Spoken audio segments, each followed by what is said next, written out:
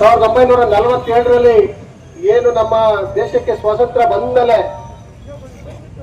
ನಮ್ಮ ಸಂವಿಧಾನ ಶಿಲ್ಪಿ ಡಾಕ್ಟರ್ ಬಾಬಾ ಸಾಹೇಬ್ ಅಂಬೇಡ್ಕರ್ ಅವರು ಈ ಸಂವಿಧಾನದಲ್ಲಿ ಒಂದು ಶಾಸಕಾಂಗ, ಕಾರ್ಯಾಂಗ, ನ್ಯಾಯಾಂಗ ಅಂತ 3 ಅಂಗಗಳನ್ನು ಮಾಡಿದ್ದಾರೆ. 4ನೇ ಅಂಗ ತಾವು ಪತ್ರಿಕಾ ಮಾಧ್ಯಮದವರು. ಇವತ್ತು ಇಡೀ ಸಮಾಜದಲ್ಲಿ ಆಗ್ತಕ್ಕಂಥ ಬದಲಾವಣೆಗಳು, ಅಭಿವೃದ್ಧಿಗಳ ಬಗ್ಗೆ ಯಾವ ರೀತಿ ಶಾಸಕಾಂಗ, ಕಾರ್ಯಾಂಗ, ನ್ಯಾಯಾಂಗ ಈ ದೇಶದ ಪ್ರಜೆಗಳಿಗೆ ಮತ್ತೆ ಗ್ರಾಮದಿಂದ ದೇಶದವರೆಗೂ ಕೂಡ ಇವತ್ತು ಅದನ್ನ ತಿಳಿಸ್ತಕ್ಕಂಥ ವ್ಯವಸ್ಥೆಯನ್ನ ಬಾಬಾ ಸಾಹೇಬ್ ಅಂಬೇಡ್ಕರ್ ಅವರು ಸಂವಿಧಾನದಲ್ಲಿ ಎಲ್ಲ ಧರ್ಮ ಜಾತಿಗಳಿಗೆ ಎಲ್ಲ ಪಕ್ಷಗಳಿಗೂ ಕೊಟ್ಟರು ಕೂಡ ನಿಮ್ಗೆಲ್ಲ ಗೊತ್ತು. ಇವತ್ತು ವಿಶೇಷವಾಗಿ ನಾನು ಶಾಸಕಾಂಗದ ಬಗ್ಗೆ ಮಾತಾಡಬೇಕಾಗ್ತದೆ. ಇವತ್ತು 1947 ಆದ್ಮೇಲೆ ಏನು ಹಿಂದೆ ಇವತ್ತು ಪ್ರಪ್ರಥಮ ನಮಗೆ ಕರ್ನಾಟಕ ರಾಜ್ಯ ಅಂತ ಮೈಸೂರು ಸಂಸ್ಥಾನದಿಂದ ಬಂದ್ಮೇಲೆ ಎಲ್ಲ ಸರ್ಕಾರಗಳು, ಕಾಂಗ್ರೆಸ್ ಇರ್ಬೋದು, ಬಿಜೆಪಿ ಇರ್ಬೋದು, ಜೆಡಿಎಸ್ ಇರ್ಬೋದು, ಎಲ್ಲ ಸರ್ಕಾರಗಳು ಕೂಡ ಇವತ್ತು ನಮ್ಮ ರಾಜ್ಯದಲ್ಲಿ ಒಂದು ಅಭಿವೃದ್ಧಿ ಪರ್ವವನ್ನು ಕಂಡಿದ್ದಾರೆ. ಅಂದ್ರೆ ಯಾರು ಇವತ್ತು ನಮ್ಮ MLA ಇರ್ಬೋದು, ಒಬ್ಬ ಗ್ರಾಮ ಪಂಚಾಯತಿ ಮೆಂಬರ್ ಇಂದ ತಾಲೂಕ್ ಪಂಚಾಯತಿ, ಜಿಲ್ಲಾ ಪಂಚಾಯತಿ, ಒಬ್ಬ MLA, MP, ಆ ಹಂತದಲ್ಲಿರ್ತಕ್ಕಂಥ ಅಧ್ಯಕ್ಷರು, ಉಪಾಧ್ಯಕ್ಷರು, ಸಚಿವರು, ಮುಖ್ಯಮಂತ್ರಿಗಳು, ಕೇಂದ್ರ ಸರ್ಕಾರದ ಮಂತ್ರಿಗಳು, ಪ್ರಧಾನಮಂತ್ರಿಗಳು ಎಲ್ಲರೂ ಕೂಡ ಈ ಒಂದು ಸಂವಿಧಾನದ ಅಡಿಯಲ್ಲಿ ಬರ್ತಕ್ಕಂಥದ್ದು. ಅವರೆಲ್ಲ ಮುಖ್ಯ ಉದ್ದೇಶ ಯಾರು ನಮ್ಮನ್ನ ಪ್ರಜೆಗಳು ಕಲಿಸಿರ್ತಾರೋ ಆ ಒಂದು ಕ್ಷೇತ್ರಗಳಿಂದ, ಆ ಕ್ಷೇತ್ರಗಳಲ್ಲಿ ನಮ್ಮ ಜನತೆಗೆ, ಎಲ್ಲ ಧರ್ಮಗಳಿಗೆ, ಎಲ್ಲ ಜಾತಿಗಳಿಗೆ ಸಮಾನವಾಗಿ ಅಭಿವೃದ್ಧಿ ಮತ್ತು ಅವರಿಗೆ ಒಳ್ಳೆಯ ಸ್ವಾಸ್ಥ್ಯ ಸಮಾಜವನ್ನು ಕೊಡ್ತಕ್ಕಂಥದ್ದು ನಮ್ಮೆಲ್ಲರ ಆದ್ಯ ಕರ್ತವ್ಯ ಅಲ್ವೇ. ಇವತ್ತು ನಮ್ಮ ಸನ್ಮಾನ್ಯ MC ಸುಧಾಕರ್ ಅವರ ಕುಟುಂಬದಲ್ಲಿ ಅವ್ರ ತಾತ MC ಆಂಜನೇಯರೆಡ್ಡಿ ಅವರು, ಅವ್ರ ತಂದೆ ಸನ್ಮಾನ್ಯ ಚೌಡರೆಡ್ಡಿ ಅವರು, ಅದೇ ರೀತಿ ಅವ್ರ ಮಗ MC ಸುಧಾಕರ್ ಅವರು ನಿರಂತರವಾಗಿ ತಾಲೂಕಿನಲ್ಲಿ ಒಬ್ಬ MLCಗಳಾಗಿ, ಶಾಸಕರಾಗಿ, ಮಂತ್ರಿಗಳಾಗಿ ಈ ಒಂದು ಸರ್ಕಾರಗಳಲ್ಲಿ ಕೆಲಸ ಮಾಡಿರ್ತಕ್ಕಂಥವೆಲ್ಲ ನೋಡಿದೀರ. ಆದರೆ ಇವತ್ತು ಈ ತಾಲೂಕು ಪಟ್ಟಂತ ಕಡೆಗೆಯನ್ನ ನಾವೆಲ್ಲ ಸ್ಪರ್ಶಬೇಕಾಗ್ತದೆ. ಬಹುಶಃ ಅಭಿವೃದ್ಧಿ ಪರ್ವ ಅಲ್ಲಿಂದ ಶುರುವಾಯಿತು. ಅಭಿವೃದ್ಧಿ ಪರ್ವದಲ್ಲಿ ಸಮಾಜದಲ್ಲಿ ಇವತ್ತು ಪ್ರಜಾಪ್ರಭುತ್ವದಲ್ಲಿ ಜನಗಳ ತೀರ್ಪು ಇವತ್ತು ನಮಗೆ ಮತದಾನ ಮುಖಾಂತರ ಕೊಟ್ಟಿದ್ದಾರೆ. ಯಾರು ಅಭಿವೃದ್ಧಿ ಮಾಡ್ತಾರೋ, ಮಾಡೋರು, ಅವರೆಲ್ಲರೂ ಕೂಡ ಸೋಲ್ತಾರೆ, ಗೆಲ್ತಾರೆ, ನಮ್ಗೆ ಅದೆಲ್ಲ ಗೊತ್ತಿವತ್ತು. ಅವ್ರು ಅದೇ ಕುಟುಂಬದಲ್ಲಿ ಕೂಡ ಇವತ್ತು ಸೋತಿದ್ದಾರೆ, ಗೆದ್ದಿದ್ದಾರೆ. ಸನ್ಮಾನ್ಯ ಚೌಡರೆಡ್ಡಿ ಸಾಹೇಬ್ ಕೂಡ ಅಷ್ಟೇ, ಎಷ್ಟು ಅಭಿವೃದ್ಧಿ ಮಾಡುವ ಜನ ಸೋಲಿಸಿದ್ದಾರೆ ಅವರು. ಇವತ್ತು ಅದೇ ರೀತಿ ಅವರ ಒಂದು ರಾಜಕೀಯ ಒಂದು ಚರಿತ್ರೆ ಆದಮೇಲೆ ಸನ್ಮಾನ್ಯ MC ಸುಧಾಕರ್ ಅವರು ಈ ಒಂದು ತಾಲೂಕಿನಲ್ಲಿ 2004ರಿಂದ 2008ರವರೆಗೂ, 2008ರಿಂದ 2013ರವರೆಗೂ ಒಬ್ಬ ಶಾಸಕರಾಗಿ ನನ್ನ ನೆಲ ಜಲ ಈ ಮಣ್ಣಿನಲ್ಲಿ ಹುಟ್ಟಿರ್ತಕ್ಕಂಥ ಮಗ. ಈ ತಾಲೂಕಿನ ಮೂಲೆಯ ಬಗ್ಗೆ, ಈ ತಾಲೂಕಿನ ಅವ್ರ ಮೇಲೆ ಜಾತಿಗಳನ್ನ ಎತ್ಕೊಳ್ತೀರಾ, ಧರ್ಮಗಳನ್ನ ಎತ್ಕೊಡ್ತೀರಾ, ಸೋಲಿಸ್ತೀರಾ. 2014 ತೊಂದರೆ ಇಲ್ಲ. ಅವರು 10 ವರ್ಷ ಸತತವಾಗಿ ಸೋತರು. ಮತ್ತೆ ಇವತ್ತೇನು ನಮ್ಮ ಮಾಜಿ ಶಾಸಕರಂತ ಸನ್ಮಾನ್ಯ M ಕೃಷ್ಣಾರೆಡ್ಡಿ ಅವರಿಗೆ ಈ ತಾಲೂಕಿನ ಜನತೆ 10 ವರ್ಷ ಆಶೀರ್ವಾದ ಮಾಡಿದ್ರು. ತೊಂದರೆ ಇಲ್ಲ. ಪ್ರಜಾಪ್ರಭುತ್ವದಲ್ಲಿ ಸೋಲು ಗೆಲುವನ್ನು ಮಾಮೂಲು. ಈ ಮಾವನಲ್ಲಿ ಜನತೆ ನೋಡಿದ್ದಾರೆ. ಆಗ ತಮಗೆ ಕೊಟ್ಟಿರ್ತಕ್ಕಂಥ ಅವಕಾಶದಲ್ಲಿ 10 ವರ್ಷ ತಾವು ಯಾವ್ದು ಅಭಿವೃದ್ಧಿ ಮಾಡಿದಿರಾ, ಎಷ್ಟು ಅಭಿವೃದ್ಧಿ ಮಾಡಿದ್ರ, ಇವತ್ತು ಪಬ್ಲಿಕ್ ಡೊಮೇನ್ ಸಿಗುತ್ತೆ. ಯಾರು ಕೂಡ ಮುಚ್ಚಲಿಕ್ಕೆ ಸಾಧ್ಯ ಇಲ್ಲ. ಸಾಧ್ಯನಾ? ಯಾವುದೇ ಅಭಿವೃದ್ಧಿ ವಿಚಾರವಾಗಿ ಯಾವುದೇ ಒಬ್ಬ ಶಾಸಕ, ಯಾವುದೇ ಒಬ್ಬ ಸದಸ್ಯ ಮಾಡಿರ್ತಕ್ಕಂಥ ಕೆಲಸವನ್ನ ಆ ತಾಲೂಕಿನ ಜನತೆ ಗ್ರಾಮದಲ್ಲಿ ತಿಳ್ಕೊಳ್ತಾರೆ. ನಮ್ಗೆ ಕೊಟ್ಟಿರ್ತಕ್ಕಂಥ ಅಧಿಕಾರದಲ್ಲಿ ತಾವು ಏನೇನು ಮಾಡಿದ್ದೀರಂತ ಇವತ್ತು 10 ವರ್ಷಗಳ ಜನತೆ ಮುಂದೆ ಇದೆ. ಇವತ್ತು ಮತ್ತೆ ತಾಲೂಕಿನ ಜನತೆ ಮತ್ತೆ 2023ರಲ್ಲಿ ಈ 10 ವರ್ಷಗಳ ನಾವು ಕಂಡಿರ್ತಕ್ಕಂಥ ಹಿನ್ನಡೆಯನ್ನ, ಅಭಿವೃದ್ಧಿ ಹಿನ್ನಡೆಯನ್ನ ಸ್ಮರಿಸಿ ಮತ್ತೆ 2023ರಲ್ಲಿ ನಾವೆಲ್ಲ ಸೇರಿ MC ಸುಧಾಕರ್ ದೊಡ್ಡ ಬಹುಮತವನ್ನು ಕೊಟ್ಟಿರ್ತಕ್ಕಂಥವೆಲ್ಲ ನೋಡಿದೀರಾ. 29,000 ಅಂತರದಿಂದ ಗೆದ್ದಿದೆ. ಅವರಿಗೆ ಸಂದರ್ಭಕ್ಕೆ ರಾಜ್ಯದಲ್ಲಿ ಕಾಂಗ್ರೆಸ್ ಸರ್ಕಾರ ಬಂದ್ಮೇಲೆ ಅವರು ಇವತ್ತು ಉನ್ನತ ಶಿಕ್ಷಣ ಅಂತ ದೊಡ್ಡ ಒಂದು ಇದು ಇಲಾಖೆ ಅದು, ಹುದ್ದೆ ಅದು. ಇವತ್ತು ಇಡೀ ರಾಜ್ಯಕ್ಕೆ, ಸಮಾಜಕ್ಕೆ ಉನ್ನತ ಶಿಕ್ಷಣ ಅಂದ್ರೆ ನಮ್ಮ ದೇಶದ ಭವಿಷ್ಯವನ್ನು ರೂಪಿಸ್ತಕ್ಕಂಥ ಮಕ್ಕಳಿಗೆ ಇವತ್ತು ಯಾವ ರೀತಿ ದಾರಿಯನ್ನು ತೋರಿಸ್ಬೇಕು, ನಾವು ಶಿಕ್ಷಣದಲ್ಲಿ ಯಾವ ರೀತಿ ಬದಲಾವಣೆಯನ್ನು ಮಾಡಬೇಕು, ಶಿಕ್ಷಣದಲ್ಲಿ ಯಾವ ರೀತಿ ಆಮೂಲಾಗ್ರ ಬದಲಾವಣೆ ತರಬೇಕು, ಶಿಕ್ಷಣದಲ್ಲಿ ಇವತ್ತು ವಿಶ್ವವಿದ್ಯಾಲಯದಲ್ಲಿ ಯಾವ ರೀತಿ ನಾವು ಕೌಶಲ್ಯಭರಿತ ಶಿಕ್ಷಣವನ್ನು ತರಬೇಕು. ಇವತ್ತಿಂದ ಇತ್ತು ಎಲ್ಲಾ ಸರ್ಕಾರಗಳು ಕೂಡ ಮಂತ್ರಿಗಳಾಗಿದ್ದಾರೆ ಉನ್ನತ ಶಿಕ್ಷಣ ಸಚಿವರು. ಆದ್ರೆ ಇವರು ಮಂತ್ರಿ ಆದ್ಮೇಲೆ ಇವತ್ತು ಬಹುಶಃ ಹೇಳ್ಬೇಕು, ಒಂದು ನಿಮ್ಗೆ ಆಗ್ತಾ ಇದೆಯಾ, ಯಾವ್ದೊಂದು ಕಾರ್ಯಕ್ರಮದಲ್ಲಿ ಬಿಜೆಪಿಯಲ್ಲಿ ಉನ್ನತ ಶಿಕ್ಷಣ ಆಗಿ ಡಾಕ್ಟರ್ ಅಶ್ವತ್ಥ ನಾರಾಯಣ ಇದ್ರು, ಉನ್ನತ ಶಿಕ್ಷಣ ಸಚಿವರಾಗಿ. ಆ ಕಾರ್ಯಕ್ರಮದಲ್ಲಿ ಸನ್ಮಾನ್ಯ ಎಂ ಸಿ ಸುಧಾಕರ್ ಅವರಿಗೆ ಬಂದ್ಬಿಟ್ಟು ಹೇಳ್ತಾರೆ, ಸ್ನೇಹಿತ ನೀನು 5 ವರ್ಷ ಉನ್ನತ ಶಿಕ್ಷಣ ಮುಂದುವರಿಬೇಕು, ಸರ್ಕಾರದಲ್ಲಿ ಒಂದು ದೊಡ್ಡ ಬದಲಾವಣೆ ತಂದಿದ್ಯಾ, ನೀನು ಮುಂದುವರಿಬೇಕು. ಏಷ್ಯನ್ ಡೆವಲಪ್ಮೆಂಟ್ ಬ್ಯಾಂಕ್ ಅಂತ 2,000 ಕೋಟಿ ರೂಪಾಯಿಯನ್ನ ಈ ಒಂದು ಏಷ್ಯನ್ ಡೆವಲಪ್ಮೆಂಟ್ ಸರ್ಕಾರಕ್ಕೆ ಸಾಲ ಕೊಡ್ತಾರೆ.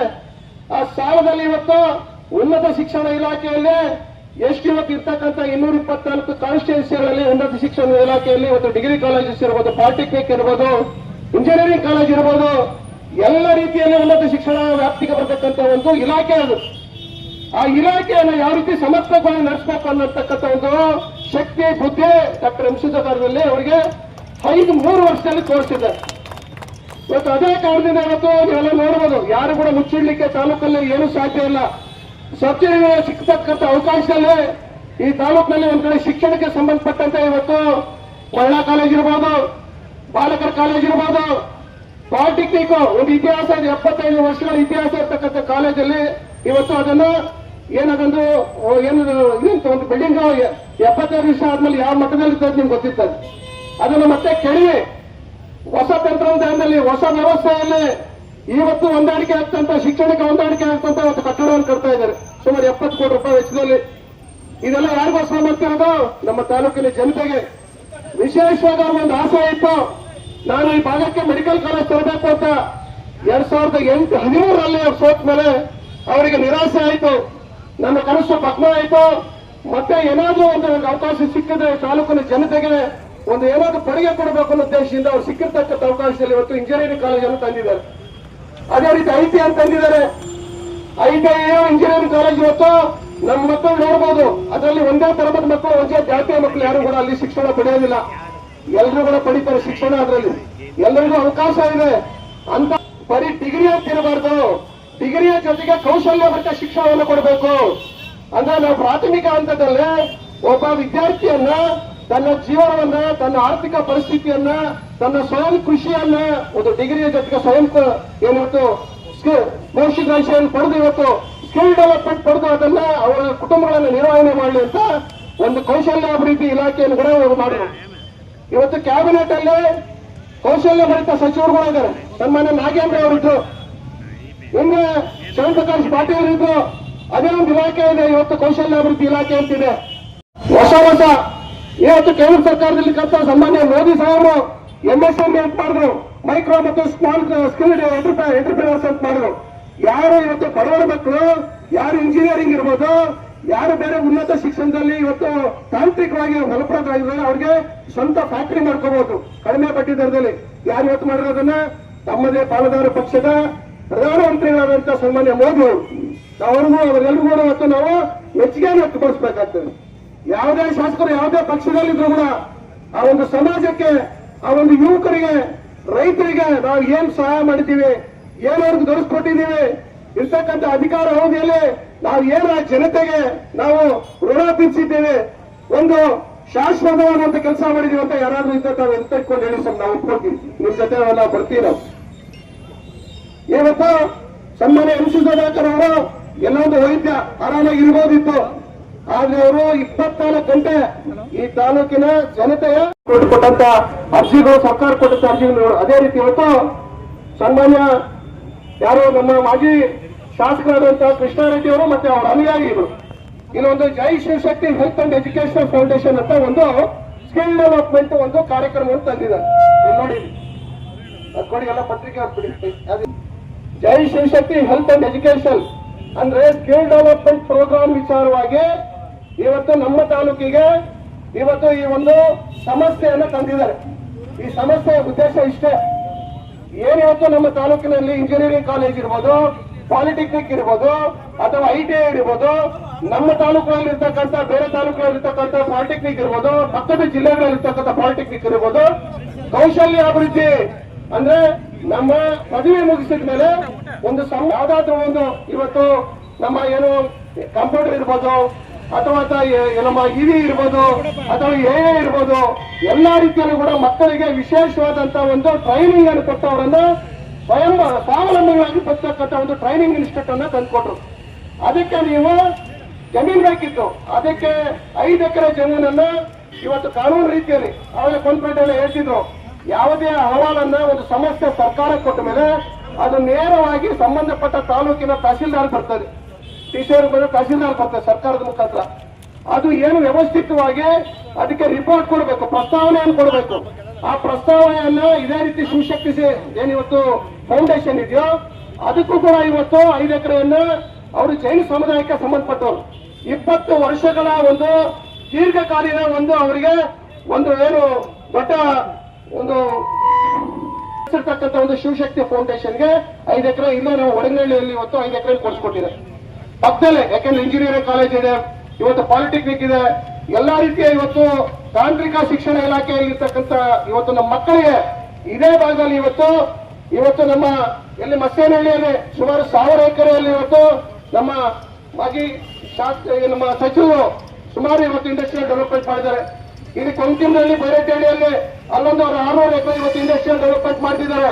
ಇದೆಲ್ಲ ಕಾರಣ ಏನಂದ್ರೆ ನಮ್ಮ ಮಕ್ಕಳು ಯಾರು ಇವತ್ತು ಅರ್ಧಕ್ಕೆ ಇವತ್ತು ಡಿಗ್ರಿ ಮುಗಿಸ್ತಾರೆ, ITI ಮುಗಿಸ್ತಾರೆ, ಪಾಲಿಟೆಕ್ನಿಕ್ ಮುಗಿಸ್ತಾರೋ ಅವರಿಗೆ ಕೌಶಲ್ಯ ಭರಿತವಾಗಿ ಒಂದು ಸಿಸ್ಟಮ್ ಅಲ್ಲಿ ಒಂದು ಎಲೆಕ್ಟ್ರಿಕಲ್ ಇರ್ಬೋದು, ಮೇಸನ್ ಇರ್ಬೋದು, ಲಾಜಿಸ್ಟಿಕ್ ಇರ್ಬೋದು, ಅಥವಾ ಫುಡ್ ಮ್ಯಾನೇಜ್ಮೆಂಟ್ ಇರ್ಬೋದು, ಕೃಷಿ ಆಹಾರ ಸಂಸ್ಕರಣೆ ಇರ್ಬೋದು, ಬೇರೆ ಬೇರೆ ಎಲ್ಲ ರೀತಿಯ ಒಂದು ಸೌಲಭ್ಯಗಳನ್ನ ಈ ಒಂದು ಸಮಸ್ಯೆ ಮುಖಾಂತರ ಅವರು ಆ ಒಂದು ಸ್ಕಿಲ್ ಡೆವಲಪ್ಮೆಂಟ್ ಸರ್ಟಿಫಿಕೇಟ್ ಅನ್ನು ಪಡ್ಕೊಂಡ್ರೆ ಅವರಿಗೆ ಅನಾಯಾಸವಾಗಿ ಕೆಲಸ ಸಿಗ್ತದೆ. ಇವತ್ತು ಏರೋಸ್ಪೇಸ್ ಅಂತ ಇವತ್ತು ನಮ್ಮ ಭಾಗದಲ್ಲಿ ಇವತ್ತು ಆಗ್ತಾ ಇದೆ, ಇವತ್ತು ಫಾಕ್ಸ್ಕಾನ್ ಆಗ್ತಾ ಇದೆ ಇವತ್ತು ದೇವನಹಳ್ಳಿಯಲ್ಲಿ. ಆ ಎಲ್ಲ ಮಕ್ಕಳಿಗೆ ಇವತ್ತು ಕೇಳೋದು ಒಂದೇ ಒಂದು, ನಿಮ್ಮಲ್ಲಿ ಸ್ಕಿಲ್ ಡೆವಲಪ್ಮೆಂಟ್ ಇವತ್ತು ಸರ್ಟಿಫಿಕೇಟ್ ಇದೆಯಾ ಅಂತ. ಆ ಸರ್ಟಿಫಿಕೇಟ್ ಅನ್ನ ಕೊಡ್ತಕ್ಕಂತ ಒಂದು ಸಮಸ್ಯೆಯನ್ನ ಈ ಒಂದು ಸಮಸ್ಯೆಯವರು 20 ವರ್ಷಗಳ ದೀರ್ಘ ಇವರಿಗೆ ಒಂದು ಎಷ್ಟು ಅನುಭವ ಇದೆ. ಇವರಿಗೆ ಒಂದು ಜೈನ ಸಮುದಾಯದವರಿಗೆ ಇವತ್ತು ಕರೆಸಿ ನಮ್ಮ ಭಾಗದಲ್ಲಿ ನಿಮ್ಗೆ ಜಮೀನು ಕೊಡ್ತೀವಿ, ಅವರೇ ಕೇಳಿದ್ದಾರೆ ನಮ್ ಜಮೀನು ಕೂಡ 5 ಎಕರೆ ನಾವು ಮಾಡ್ತಿದ್ದ. ಟಾಟಾ ಕನ್ಸಲ್ಟೆನ್ಸಿ ಅವ್ರು ಕೊಟ್ಟಿದ್ರಂತೆ 250 ಕೋಟಿ ರೂಪಾಯಿ ಮಾಡ್ತೀವಂತ. ನಮ್ಮ ದುರದೃಷ್ಟ ಇವರು ಇವತ್ತು ಮಂತ್ರಿಗಳಾಗ್ಲಿಲ್ಲ, ಮಂತ್ರಿಗಳಾದ್ರೆ ಟಾಟಾ ಕನ್ಸಲ್ಟೆನ್ಸಿ ಅವ್ರು ಬರ್ತಾ ಇದ್ರು 250 ಕೋಟಿ ಅದೇ ಭಾಗದಲ್ಲಿ ಇವತ್ತು ಸ್ಕಿಲ್ ಡೆವಲಪ್ಮೆಂಟ್ ಒಂದು ಕಾರ್ಯಕ್ರಮವನ್ನು ಮಾಡ್ತಿದ್ರು.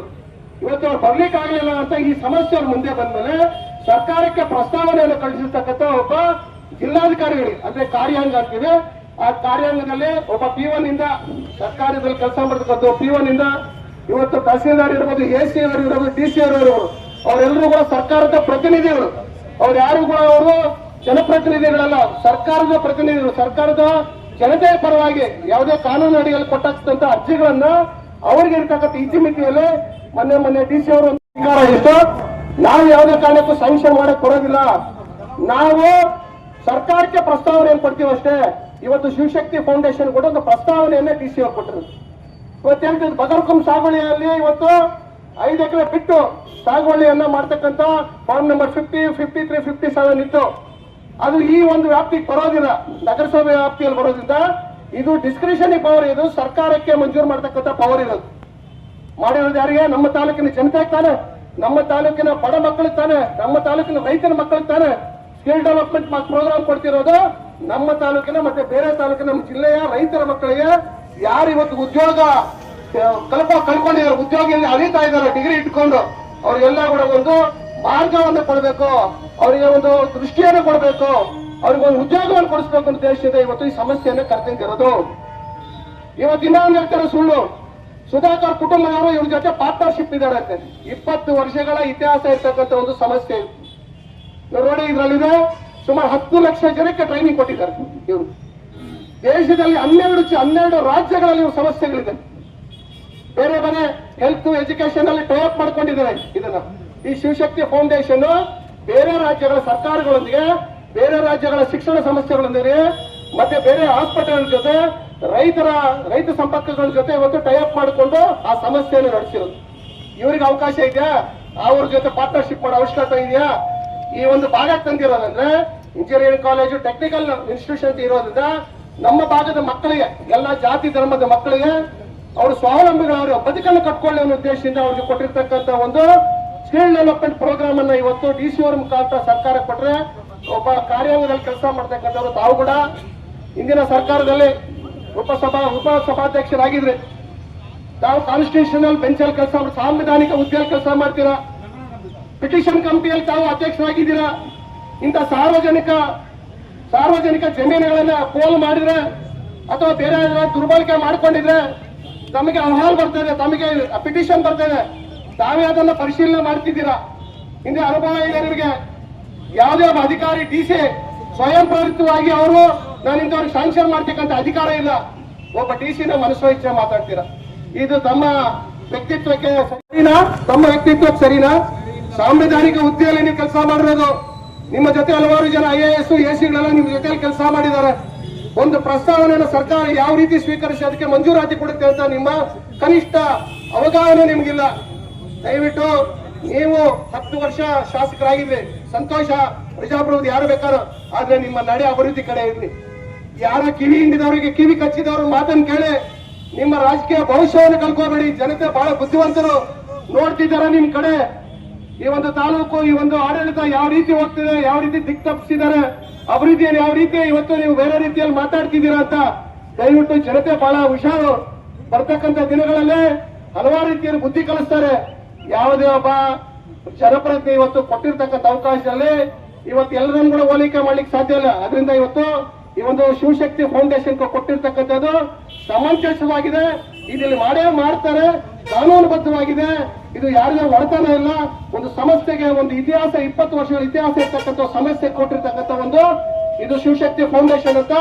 ಇದು 5 ಎಕರೆಯಲ್ಲಿ ಈಗಾಗಲೇ ಸರ್ಕಾರದಲ್ಲಿ ಕ್ಯಾಬಿನೆಟ್ ಅಲ್ಲಿ ಮಂಜೂರು ಮಾಡ್ತಾರೆ. ಈ ಭಾಗದಲ್ಲಿ ಇರ್ತಕ್ಕಂಥ ಮಕ್ಕಳಿಗೆ ಅನುಕೂಲ ಆಗ್ತದೆ ಅಂತ ಹೇಳ್ತಾ ಇದನ್ನು ಕೂಡ ನೀವು ದಿಕ್ತಪ್ಸಕೊಂಡ್ಬೇಡಿ. ಇದ್ರ ಮೇಲೆ ಕೂಡ ಅರ್ಜಿ ಕೊಟ್ಟಿದ್ರ ಕ್ಯಾನ್ಸಲ್ ಮಾಡಿ ಅಂತ. ಇದು ನಿಮ್ಮೆಲ್ಲ ವಿಕೃತ ಮನಸ್ಸನ್ನು ತೋರ್ತಾ ಇದೆ. ದಯವಿಟ್ಟು ಈ ಕೆಲಸಕ್ಕೆ ಕೈ ಹಾಕಬೇಡಿ. ಇಂಥ ಕಾರ್ಯಕ್ರಮಗಳಾಗಲಿ ಈ ಜನತೆಗೆ ಒಳ್ಳೆಯದು ಅಂತ ಕೊಡ್ತಾ ನಾವೆಲ್ಲ ಕೂಡ ಇವತ್ತು ಇದನ್ನು ಕ್ಲಾರಿಫೈ ಮಾಡ್ತೀವಿ. ಯಾಕಂದ್ರೆ ಅವ್ರು ಮಾಡಿರ್ತಕ್ಕಂಥ ಪ್ರೆಸ್ ಮೀಟ್ ಎಲ್ಲದನ್ನ ಪ್ರಸ್ತಾವನೆ ಮಾಡಿರೋದ್ರಿಂದ ಈ ಒಂದು ತಾಲೂಕಿನ ಒಬ್ಬ ಪ್ರಜೆಯಾಗಿ ನಾನು ಅಭಿವೃದ್ಧಿಯ ಪರವಾಗಿರೋದ್ರಿಂದ ನಾನು ಕೂಡ ತಮ್ಮ ಮುಂದೆ ವ್ಯಕ್ತಪಡಿಸ್ಲಿಕ್ಕೆ ನಾನು ಇವತ್ತು ಈ ಒಂದು ವಿಷಯವನ್ನು ಮಂಡಿಸಿದ್ದೇನೆ ಸರ್.